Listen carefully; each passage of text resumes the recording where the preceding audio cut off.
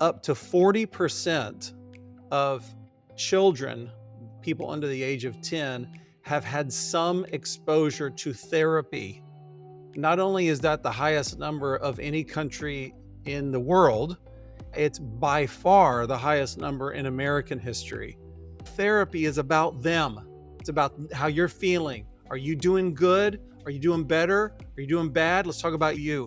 Discipleship is about Jesus. I want to be like Jesus. He's where I'm aiming my life. So the more that I'm aiming my life towards him, the less I'm thinking about me. Hi, I'm Steve. For nearly 30 years, I've been a pastor and disciple maker, and what I really love doing is helping guys be better followers of Christ and better leaders at home. I'm Mark, a certified financial planner with an MBA and an Ivy League degree who wants to make sure you're making the smartest money decisions possible. And this is Abraham's Wallet. Join us weekly and create a culture in your family of multi-generational prosperity, spiritually, relationally, physically, intellectually, and financially. Run your home, your dough, like a biblical boss.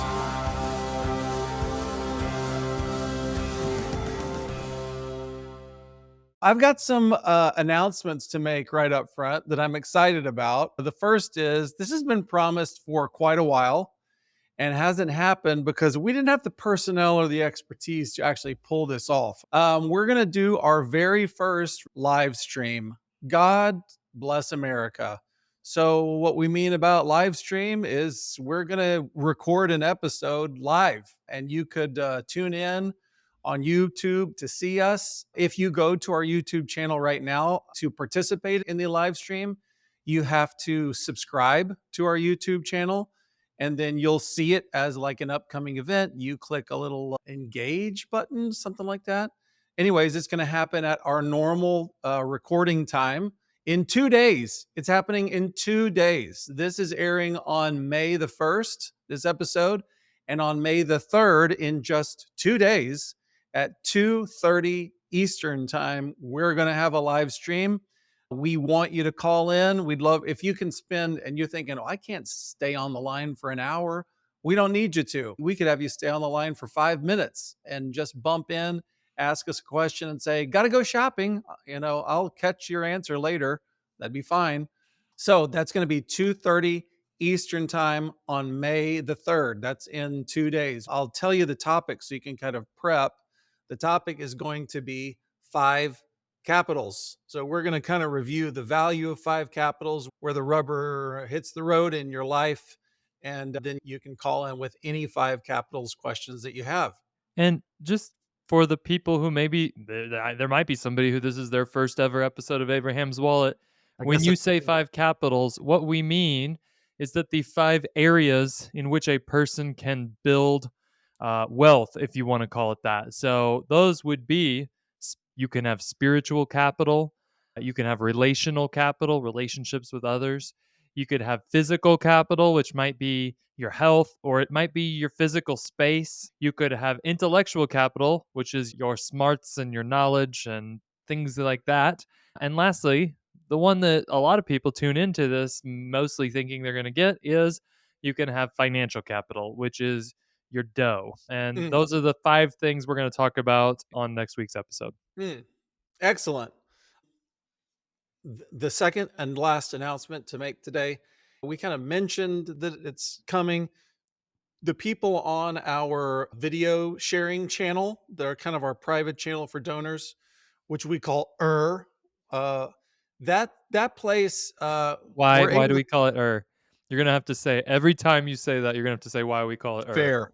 Abraham's hometown He's is from So we feel like we're with our hometown homies when we're with and you get access to just by donating anything. If you're a donor with us ever, which you can become one. Gosh, am I gonna have to say this every single time? You can Maybe. become one at abrahamswallet.com/donate. Donate anything to this channel and you get in to I just want to throw out, because it's kind of random, it just happened this morning. I just got a little notice that Stephen Duffy, let me tell you where Stephen Duffy lives. Stephen Duffy lives in Eagle River, Alaska, actually a place that I have been to, and it's a lovely place. And Stephen, if you're listening right now, you should meet my good friend and pilot Matt Moore, who moved to Eagle River. Anyhow, Stephen Duffy, don't know how he found us, but he became a donor today, and he has decided that he's going to donate to us monthly. God bless you, Stephen. He's probably already received an invite to visit I the can't wait that to see some Alaskan backcountry scenes from Stephen Duffy. Like, if he would take us with his phone and walk oh, around a little bit and oh, show us what it's like in Eagle River for those of us who've never oh, been there, I would be stoked. that would be lovely, Stephen. You could go on a little hike, give us one of your little videos from your hike. There's What's a that? chance that we could see somebody get eaten by a bear live streamed Yes, on Ur. here's the announcement that our people already know. The retreat is really coming. The Abe's Wallet retreat is coming. We're going to tell you more about it as time goes on, but I'm just announcing this so that you could put a placeholder on your time. If you're one of those people who goes, I need to put this weekend aside in the fall because this is going to be a priority to me. It's going to be October. Would you check your calendar, Mark, real quick and go, is October 11 to 13 a Friday to Sunday? It I can is. check my calendar, that's no Okay. problem. I think it's October 11 to 13. 11 to 13 That's is it. exactly the right dates. Okay.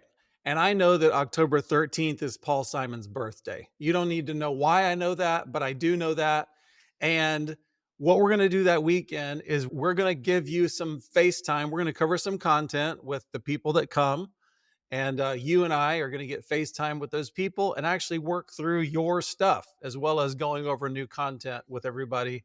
And I'm already super excited about the fact that we're going to get some dudes together who I know already are going to sharpen and challenge and encourage each other, and it's going to be excellent. So that's it on Can that. I just say too that it's not all sitting with your notebooks and swapping ideas with like-minded dudes. We're also going to have fun, and a couple of the things we'll be doing is playing golf.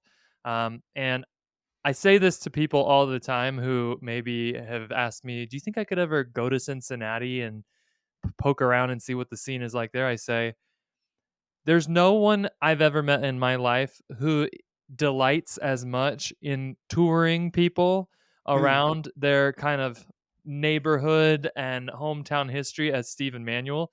So you might be going, I have no interest in picking up a golf club. Steven's going to be running some fantastic local history walkabouts and tours, which I mean, I love golf, but if I had to pick, I might say you could even do better on that excursion option. So there'll be something for everyone. I'm looking forward to it. Thank you, Mark. You're blessing me with this. And in my mind, this hasn't been made official, and nor am I announcing it for sure here. But in my mind, Mark plays golf one day while I do some sort of tour guide leading.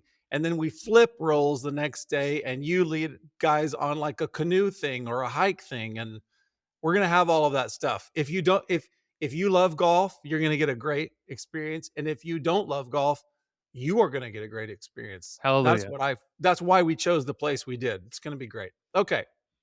Recently, we aired an episode where I interviewed my friend Justin Wolfenberg.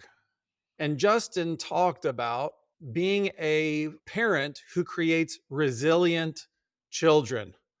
And it is inspiring and challenging to hear what Justin does with his kids. And you think, we might not be going on a cross country bike ride, but I might want to introduce a little bit of challenge to my kids so that they get stronger. I want them to be strong.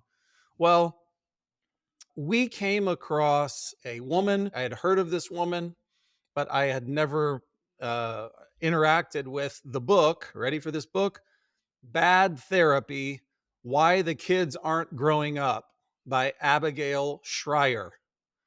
And this book is encouraging, challenging, and got me fired up, actually. So we wanted to spend a little time talking about it today under the auspices of urging your children forward. That's like one of the main themes I thought of is just we've got to be people who are pushing our kids forward. I'm going to throw out two little biblical ideas and then let you rant, Mark.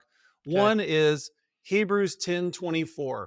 It says, let us consider how we may spur one another on towards love and good deeds. Here's how spurs work.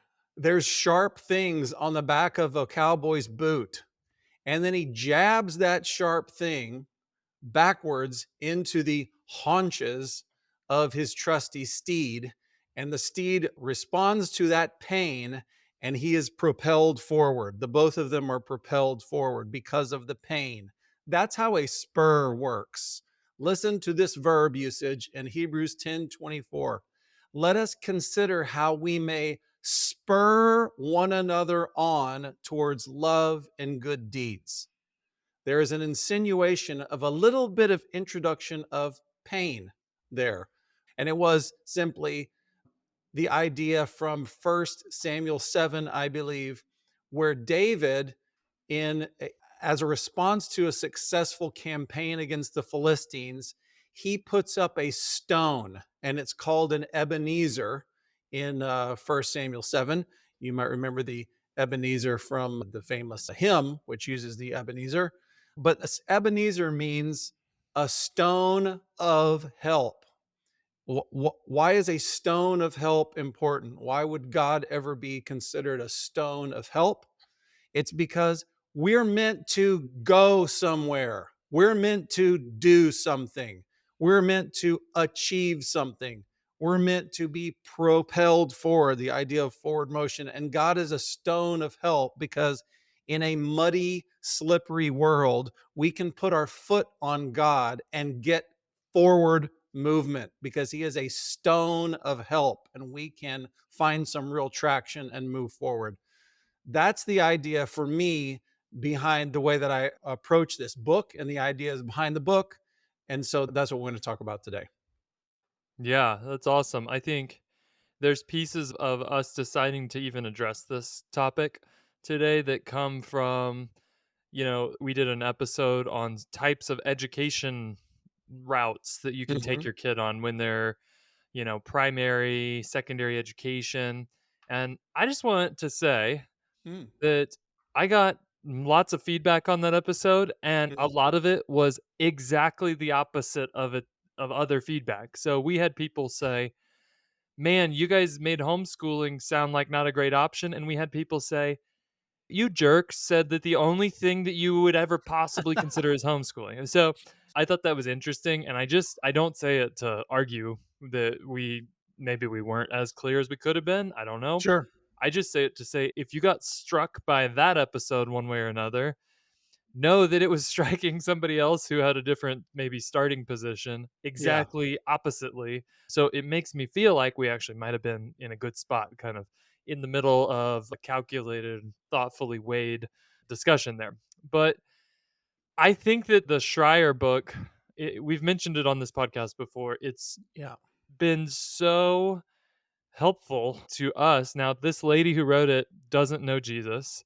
She has written one other book that was very popular a couple years ago about the transgender sort of wave Phenomenon. that has swept over the country. And it got a lot of people riled up on all different sides, but it basically just said there's clearly a social contagion component to what's going on with the transgender stuff. Um, and with this book, the author kind of digs into the fact that a vast majority of kids are being plugged into mental health therapy and sort of environments where they are encouraged to constantly ruminate on how they're feeling and how they're doing. And in fact, we're seeing skyrocketing rates of, for example, anxiety amongst young kids. Y- And Schreier does a pretty stinking good job at the end of this book of convincing me that what we are doing in response to that might actually be the reason we're seeing skyrocketing rates of anxiety because we're making it way, way worse. And before you shut this off because you don't like the idea, she does say that there are times when therapy is helpful and good.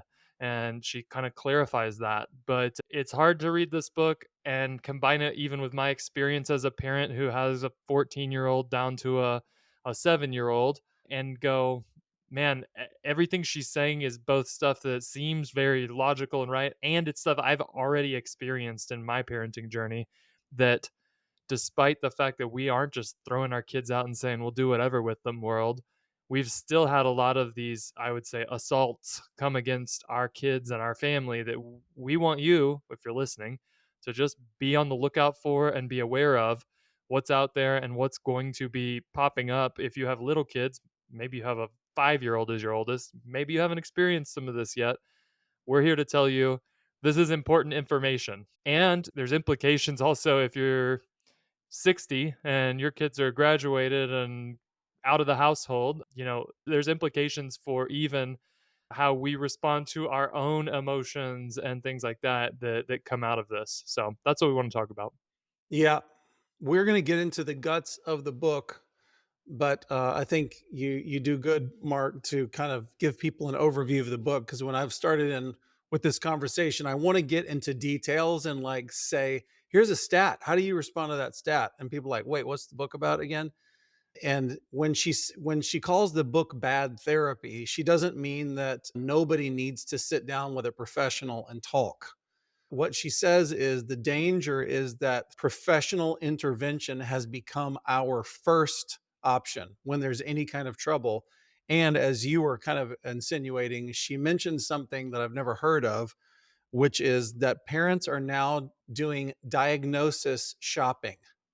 That is, they'll take their kid to a therapist, go, my kid is sad or upset. So what do you think? And the therapist will tell them, I think your kid's fine, and the parents will then go to another therapist because they're looking for a diagnosis. They want there to be something that they can either put them on drugs or put them on a diet of therapy that never ends. So this is what she's talking about when she says bad therapy, because she's saying that we're over diagnosing and we're over treating. Can I So can I yeah, just add on to that one of the indicators that you might be dealing with what she would categorize as bad therapy. She talks about the profession in general of counseling and therapy. And she says, you know what's really hard if you're a therapist? It's to treat people who have schizophrenia or who have like truly debilitating OCD or some of these things that take significant expertise and work. That's really hard. And a lot of people aren't that interested in building a practice out of these extremely difficult cases. yeah, But you know what's not that hard is to talk to a teenager all day who's a little bit blue sometimes, maybe even a lot blue sometimes, and just kind of talk. And one way she says you can have your antennas go up that maybe I'm not dealing with the type of therapist that's out to find, diagnose, and solve problems is the same way we should honestly treat anybody who we're going to for these types of medical or professional or health advice. If you talk to somebody and they think or they present like, the solution to your problem is to come see me weekly. And you go, okay, I could do that. Like, what is it going to take? Like 4 visits to get through this? Like, I've had this happen with a physical therapist. yeah, Um, Not to get too controversial here, but a lot of people will have this experience if they visit a chiropractor. And if they say, well, no, no, no, it's not 4 weeks, like I can just help you. We just need to start a rhythm and we're going to see you from now until a very long time from now. That's a red flag in any professional field where somebody is right. caring for you, which is, um, your problem, the solution is me forever. And Yeah, that has happened for a lot of people in the book. She talks about kids who have grown up with a therapist that they started seeing at age 4, and now they're 26 and they can't choose an apartment without talking to their therapist. They don't have any decision making autonomy and ability because their therapist embedded themselves as a critical part of this person's thought process. And that's not good. So, if yeah. you ever see a professional in any area of health and they say, well, you just need to see me regularly for the long haul, I'm just telling you, red flag. Yes. Abigail went on to the Joe Rogan podcast. If you haven't had heard enough F bombs today for some reason, and you would like a couple of hours of exposure to swearing from Joe Rogan, you can watch Abigail on Joe Rogan. She does very well on that episode. I had children in the car when I was listening through that. It didn't go that great.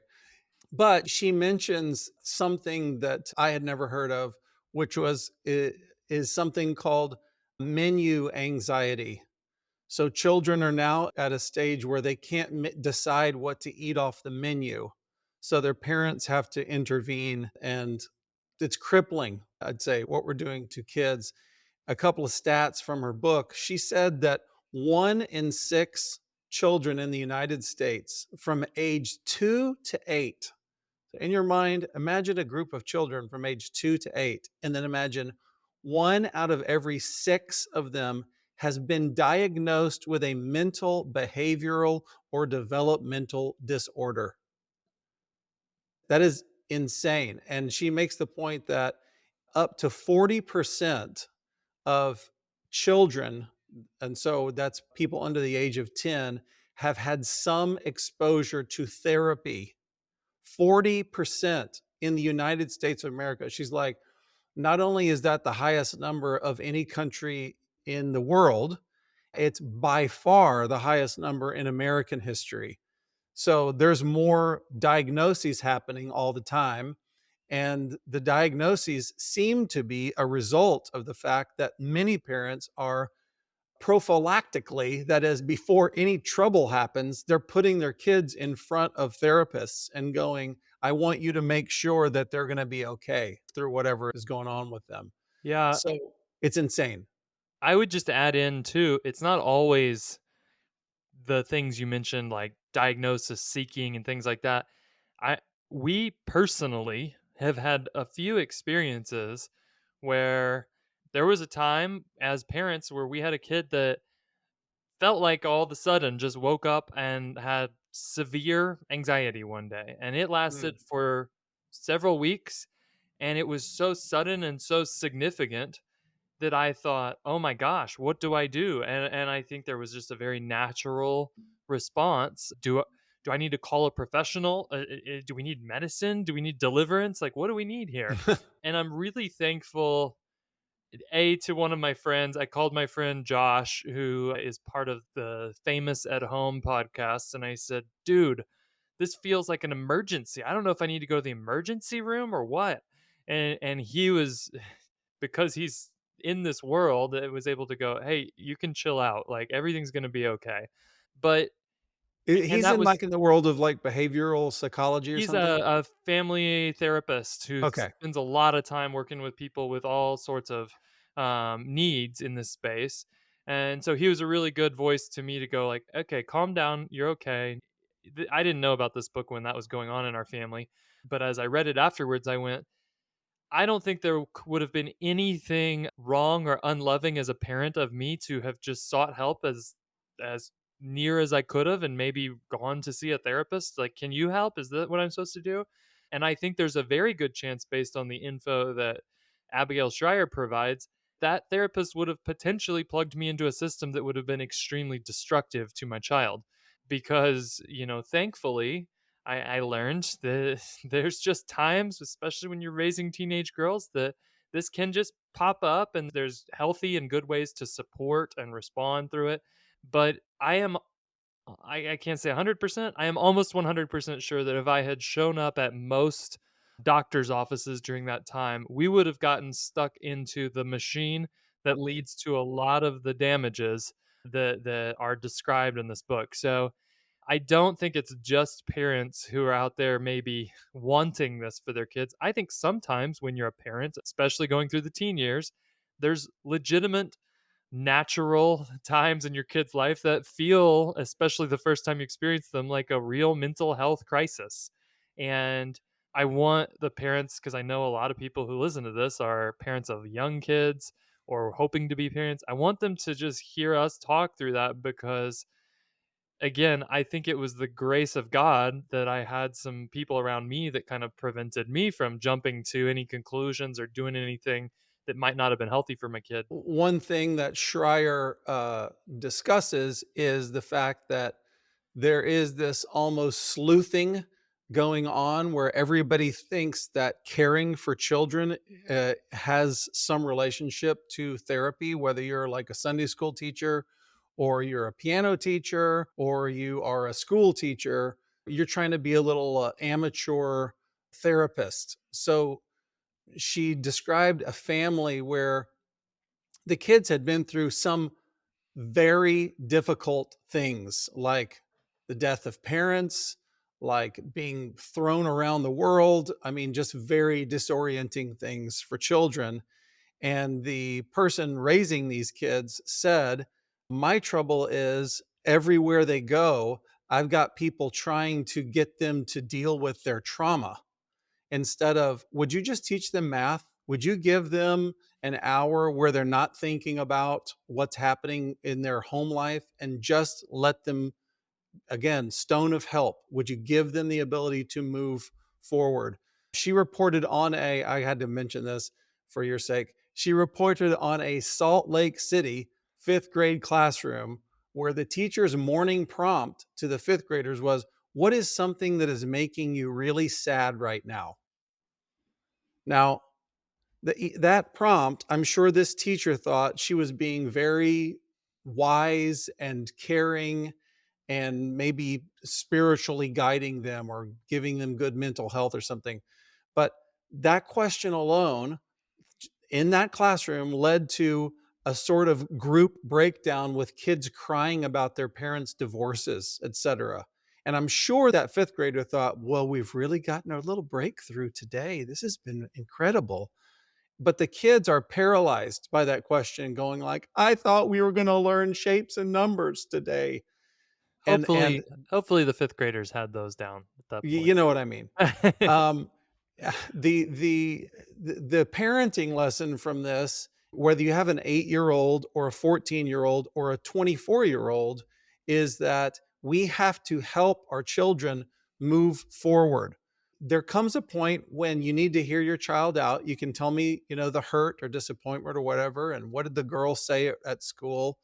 That's terrible. You didn't make that team. I'm so sorry to hear that. You know what?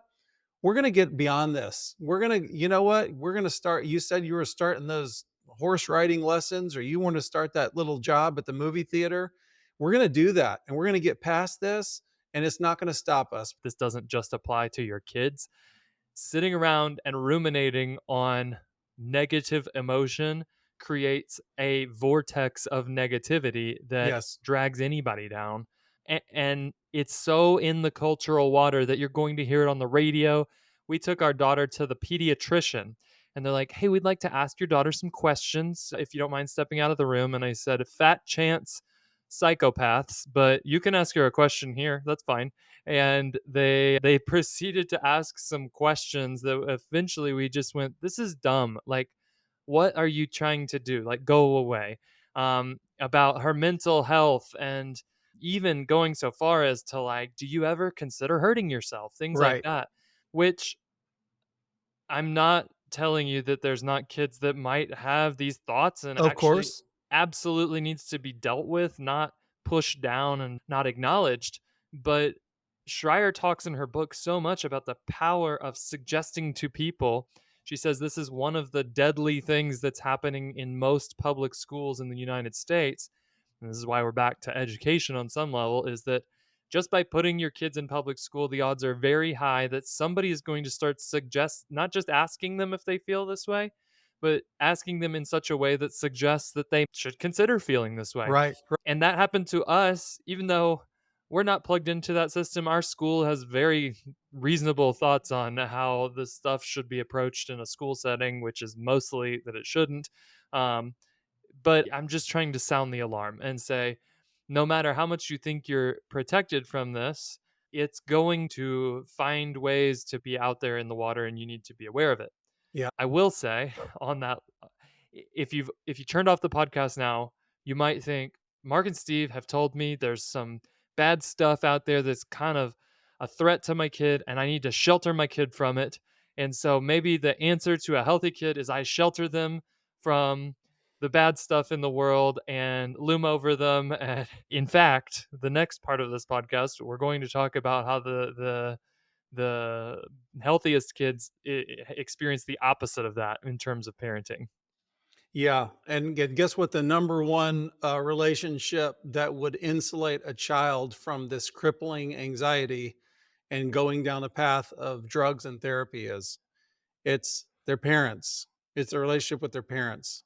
So there are findings in this book that are really exciting to me, such as tell stories of successful ancestors and relatives. That's fantastic. And let us collectively go, man, they're incredible how they went through that thing.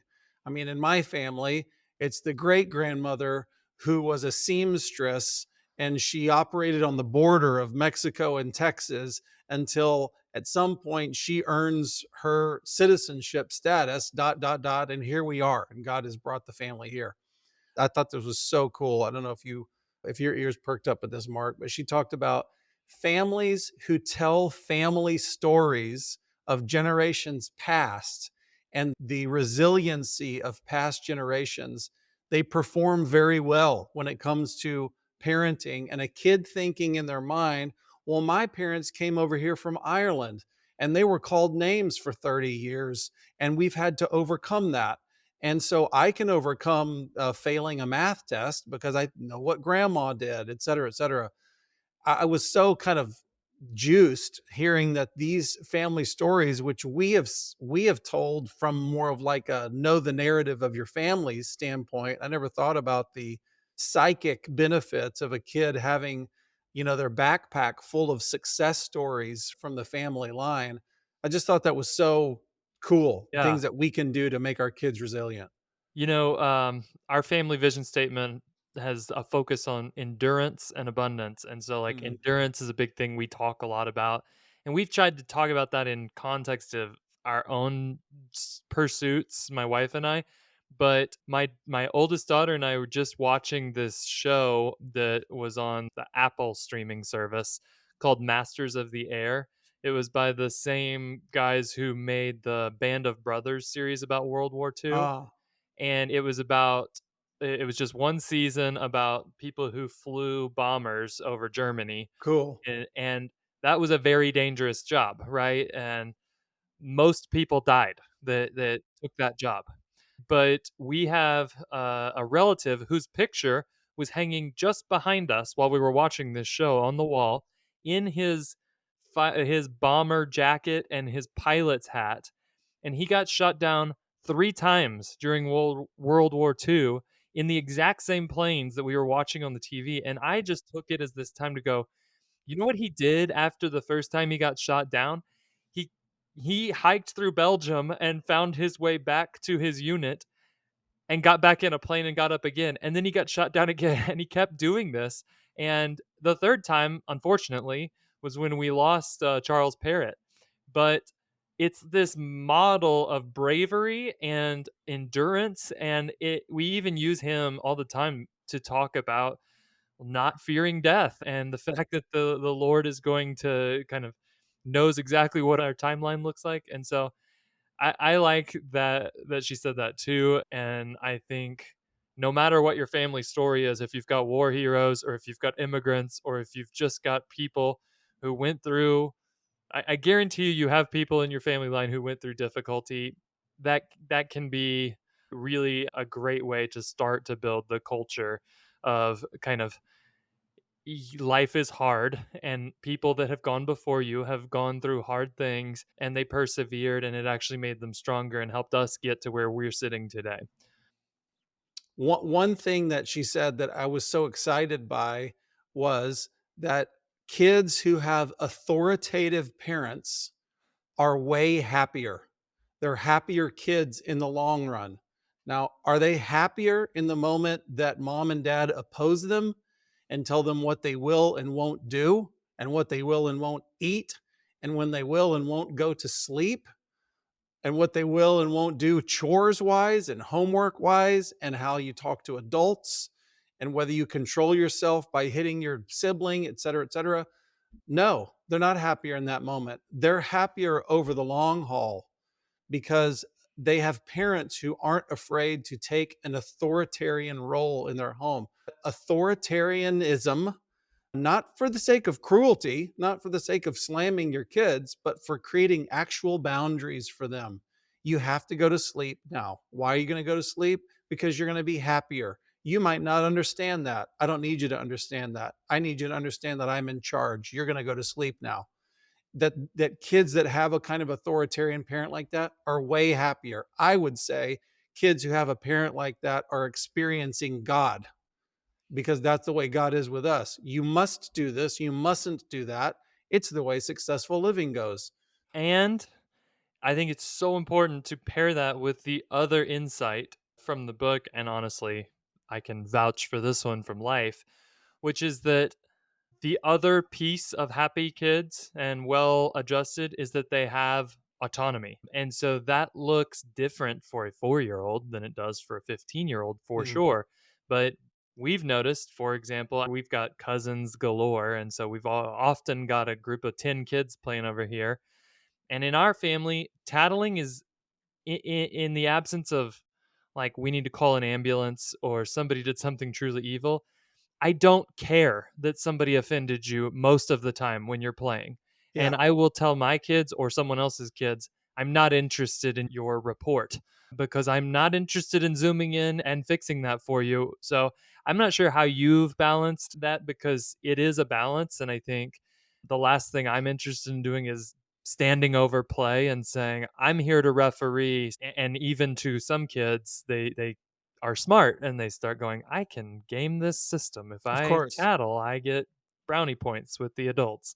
So how have you guys dealt with that? Oh, brother, I don't have a good rubric for tattling, like you say. It changes all the time. So my general rule is what you said. I don't want to hear it. Work it out. You can figure out, you can figure out who needs a moment of stern looks and needs to be isolated because they're not acting right. And then you people know how to apologize and return to friendly play. You can do that. And then there are some times also where I go, coaching is required here because Yeah. nobody knows what to do. So I will insert myself. Here's how it works, everybody. You can't do this and this because people will do this and this. Here's what you must do. Everybody got it? And I'm giving a stern, extended look at the offender. Does everybody understand how this works? Okay, Yeah. as you were, and walk out and let them work it out. But I do think there are times that we need to insert ourselves, and it's totally, you've got to call it play by play. Yeah. I think there's a balance there. In terms of just the general topic of autonomy, though, this is one where I would guess that our people, our Abraham's Wallet listeners, um, might be a little bit less familiar with what it looks like to give kids healthy autonomy. But culturally, we're really bad at this in general. We've taken them out of environments that we thought weren't safe, like going to the park by themselves where they might get snatched, which doesn't actually happen at a very high rate at all. And Yep. we've told them instead enjoy online where you'll be safe from a predator when in fact all the predators exist right there online, Yes. whether it's sexual stuff or even just some of this ideological predators who are going to try to preach to them ideas that don't align with God's word.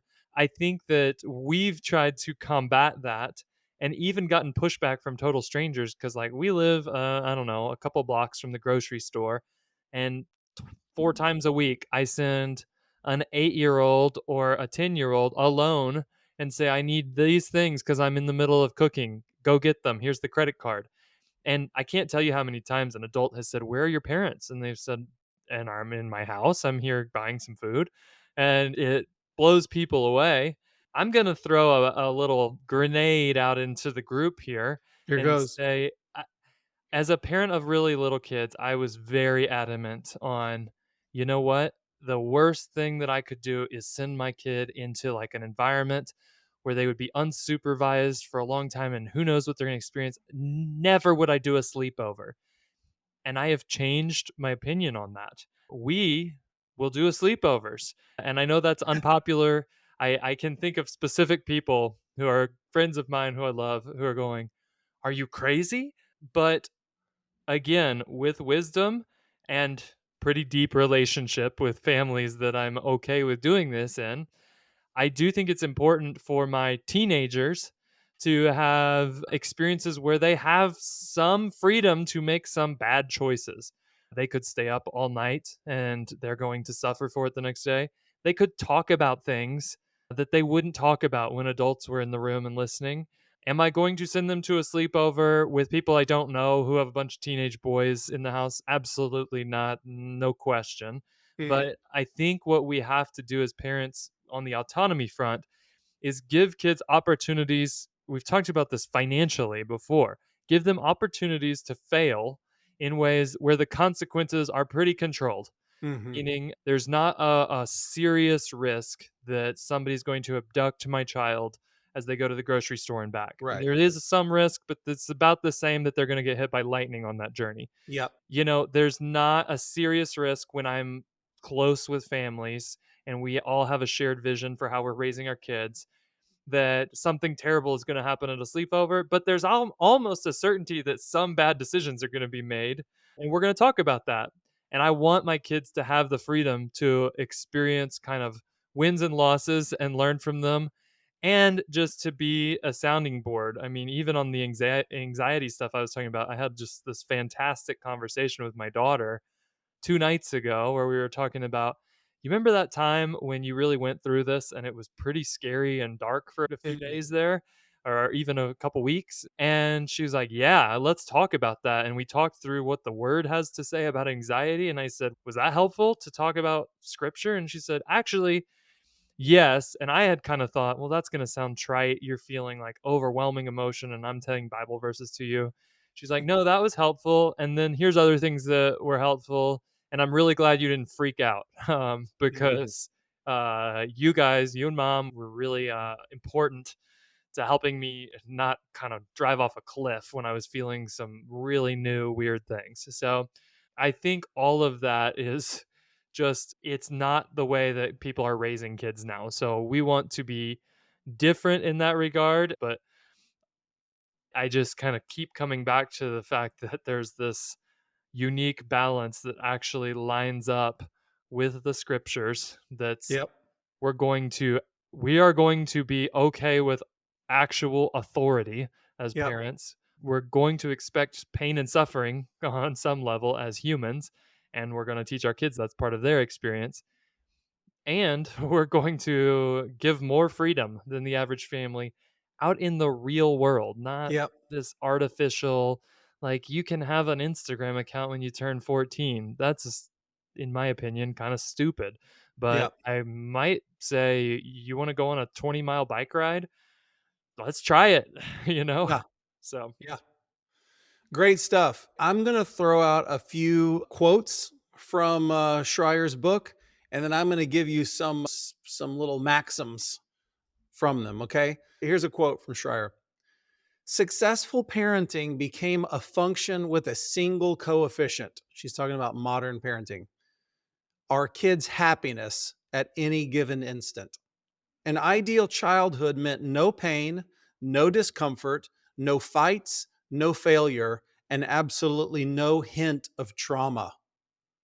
When this was not producing perfectly happy kids, Schreier argues, parents rushed back to the experts for testing, diagnosis, and medication. So it was this vain illusion of my child's experience must be happy at all times. And if it's not happy, we need to throw on all the alarms and do whatever is necessary. We must teach children. Abe's Wallet has been proclaiming this truth since the beginning that Job, I believe it's 5:7, says that man is born to trouble as surely as sparks fly upward. Trouble is going to happen. I promise it's going to happen to your children. It's going to happen to them in adulthood, probably more dramatically than it happens to them in childhood. And you must prepare them. It is your job to prepare them for what's coming in their lives in all kinds of ways, to prepare them for financial issues, to prepare them to handle themselves physically, to prepare them for relationships, etc., to prepare them. So, how will they handle trouble and pain that happens in their future? They will handle it the way that you train them to handle it in their childhood.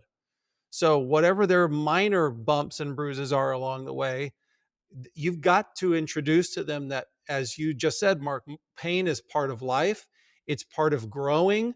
A disciple of Jesus understands that all trouble can be used as discipleship fodder. This is the truth of Hebrews 12, is that all trouble can be used as discipleship fodder so that our hearts are purified, so that we put our hope in God as opposed to hope in circumstances, et cetera, et cetera. I love that quote from her contrasting what we know that parenting is about versus the American illusion that it's about making your children happy at all times. Yeah, I mean, that's probably one of the biggest places where this book makes me kind of shake my head and go, I really wish that we could just pull you into the kingdom, or that the Lord would save you, because this is so lined up with his ways that it's sad to see that she's kind of noticed it without noticing the other truths about how God Right, designed the world. right. I'm going to reinforce an earlier idea we've already said, which is that she says in the book that large scale mental health treatments were rolled out for Australian school children. They had come to the conclusion that everybody needs mental health treatment and everybody needs some low level version of therapy. So let's just push it out to the populace in mass. So this a large scale mental health treatment rolled out for Australian school children, and there was a study conducted which told us that it made teens worse. That talking about mental health, how are you feeling today? Are you experiencing trauma? What are your triggers? The whole thing turns inward. And the more that we turn inward, we sour when we turn inward. It's not good for us. And I just want to hold up this contrast that's for the way that you parent. Therapy in general, even when you're dealing with your child, oh, puppy died. I know that that's hard, and that boy, that's part of life. I remember, I remember when we had an ailing hamster, and for the sake of mercy, I might have had to put a bullet through the hamster's head, and then the hamster A went away bullet? magically. Pardon? A bullet? Yeah. What do you want me to do? What size bullet? What did you want me to do? Smash it with my heel? I just am thinking even a 22 pistol is probably gonna blow a hamster into 1,000 pieces, no? No, a 22 will put a little hole through his head. All's Okay. well, no problem. So there was a little bang in the backyard. Nobody called the cops. And the little hamster went away. And, you're comforting the kids. That's real. Okay. That's a little therapeutic moment that you're talking about the feelings. But all therapy is about them. It's about how you're feeling. Are you doing good? Are you doing better? Are you doing bad? Let's talk about you. Discipleship is about Jesus. He's where we're going. This is why we have this picture that he's our goal. We make him our goal. We in our mind where we're going. Where am I going in my life? I want to be like Jesus. He's where I'm aiming my life. So the more that I'm aiming my life towards him, the less I'm thinking about me. If I thought about me long enough, I would corrode, and eventually the gears would stop turning, because if you want to stare at me long enough, hopelessness will ensue. But discipleship is about Jesus. Give a culture in your home. Even when you're telling the stories about grandpa flying the planes, put it in the context of we're going for Jesus. And as we're going for him, we have to have this resiliency. We got to be tough. We got to think the think about Jesus. He made his goal the glory of God, and he despised even the shame and pain of the cross. He was able to look past the present trauma, which is worse than any of us has ever gone through. And he made it his goal. I'm going somewhere. I'm not going to stay here. So I love that idea about contrasting therapy with discipleship. Yeah, stop thinking about yourself all the time. That's a great rule. You know, I'm guessing that at some portion of our listeners have heard us, and maybe some of them are even their professional therapists. I would assume that's true. We love to hear pushback, opposing opinions. We talked about our little volley group, and that's a place where we often get people that pop in who have listened to something we said and said, I want to present an alternative idea. Yes, And so absolutely. on this episode specifically, you want to argue with me about sleepovers? I'll do it. I'll get on there. You want to Sure. talk about how therapy should be a part of every single person's diet? Bring it. We would love to continue that conversation.